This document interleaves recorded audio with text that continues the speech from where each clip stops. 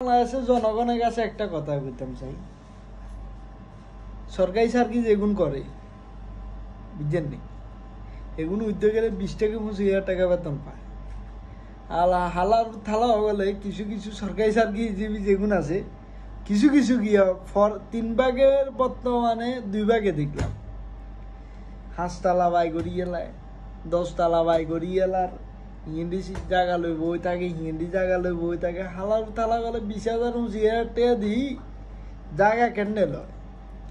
আর দ্বিতীয় নম্বর কথা, বাংলাদেশের জনগণের কাছে প্রশ্ন, 20,000 25,000 টাকা দিয়ে কীভাবে জায়গা লয়?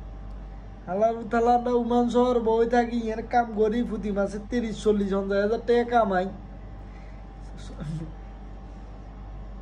মাথার কাম হুন্ডে দি বার হয়, হেয়ার পরেও জায়গা 1 ঘন্টা জোয়াইতে অনেক কষ্ট হয়ে যায়। এগুন কিভাবে লয় এটা আমার কমেন্ট বক্সে আই জানা যাবেন। আর এটা লই একটু একটু প্রতিবাদ জানান বুঝছেন। আমি দেখলাম ঢাকা শহরের ভিতরে 10 তালা বাই করি বরিছে, 20 তালা বাই করি বরিছে, হাতে কেরানি সার কি করে মিয়া, এর টাকা 5 ঘন্টে উৎস কিয়া এটা জানেন মানুষের তো, এগুলো তুমি জবাব লো বুঝছেন।